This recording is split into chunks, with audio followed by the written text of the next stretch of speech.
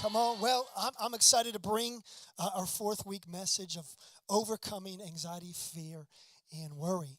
So we've been talking about overcoming anxiety, fear, and worry for the last 4 weeks. First week, we talked about why we actually have fear, worry, and anxiety. How many know that overcoming it seems like the challenging part, but knowing why you have it is also important? Sometimes we're like, why do I have this? And this is what I talked about the first week. The sign that you actually you have to overcome anxiety, fear, and worry is a sign that greatness dwells in you. You can look at anxiety, fear, and worry, and you'll be like, oh my goodness, I'm never going to achieve anything. Or you can look at it as a sign that God has put greatness in you. That's why you have a level of fear, anxiety, and worry. Something trying to restrict you or limit you from doing what God's called you to do. We all have potential. We all have possibility. The challenge is you have to overcome anxiety. So we talked about what do we do with it. Second week, we talked about having faith over fear. And then last week, we talked about trusting God with all of our heart. Trusting God with all of your heart, I gave this example last week. It's like this idea that when you don't trust God with all of your heart, it's like entering into a marriage covenant. And when you're making your vow, you're saying, okay, I'm committing to better for worse on Mondays, Wednesdays, and Fridays. In sickness, not really. Only when you're healthy and you give me everything I need. And that's what the idea of trusting God with all of our heart is. To overcome anxiety, fear, and worry, you have to trust God with all of your heart and not lean upon your own understanding. I think the challenge why we don't overcome it many times is because we trust in what we know. Fear, anxiety, and worry have become very familiar to us. It's actually become, could I say it like this, sort of a pet. It's just sort of there. We feed it every now and then. We sort of, roll out the red carpet for it. How many like pets? How many love pets? How many have a pet? I'm an animal lover. I love all kinds of animals. And my wife thinks it's sort of humorous and funny. In fact, many times there's commercials that come on that have animals on them. And I'm like super excited about them. She's like, you don't get that excited about other things. And this is the reason why I'm excited about pets. It's because they have no expectation whatsoever. You bring them home from the pound, if you get them from the pound, or nice, kennel or someone like that, and you bring them home. But this is what I discovered, that 42% of all pets have some behavioral disorder. Yeah, 42%. Regardless if you get them from the pound or you get them from a well-bred, well-developed kind of breed. But this is the challenge. Of those that we would say have behavior problems, 80% of those problems are not linked to the pet. They're linked to the owner. So the next time you get mad at your dog for not listening to you, maybe it's not the dog's fault. Maybe it's yours.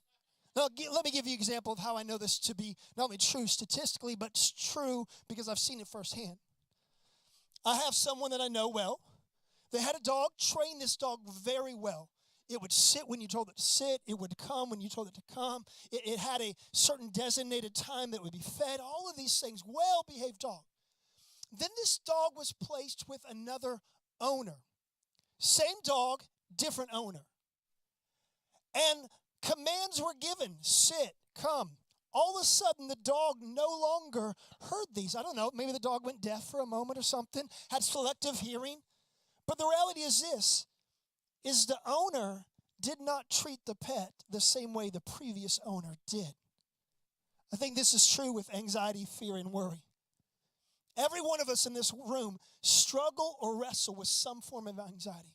Some fear that tries to hinder us and create an obstacle of us pursuing God's purpose, or some place that worry tries to overwhelm us. None of them are different.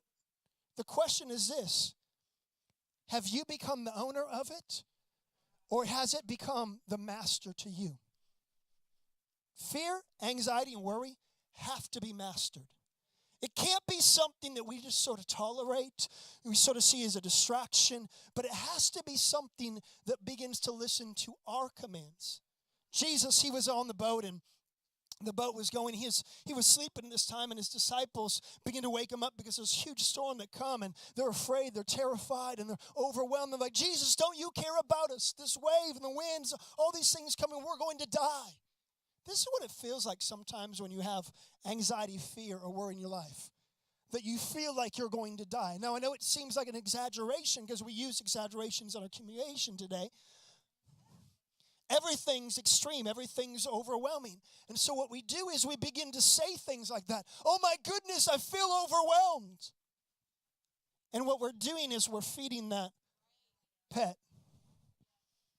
But what we need to do is, like good owners, we need to learn how to speak to it properly. Jesus, in that moment, he rose up and he spoke to the wind and the waves and he said, "Peace, be still." Disciples were amazed. They stood back and watched, and they're like, what kind of man is this that even the wind and the rain obey him? Later on, Jesus begins to give this instruction to his disciples, to people like us in this room, to people that wrestle with fear, anxiety, and worry. And he gives this simple instruction: if you speak to this mountain, it will be removed and cast in the sea.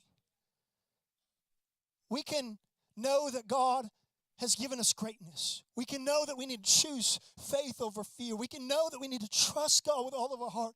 But if you don't learn how to speak to your faith, or speak to your anxiety, speak to your fear, speak to your worry, you will be like the owner that tolerates disobedience in the pet that you're to be the master of.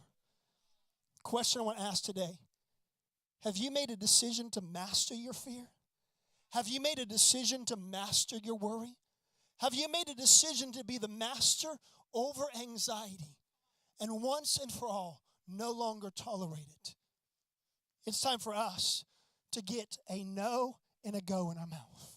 It's time for us to be able to say no to that and tell that to go.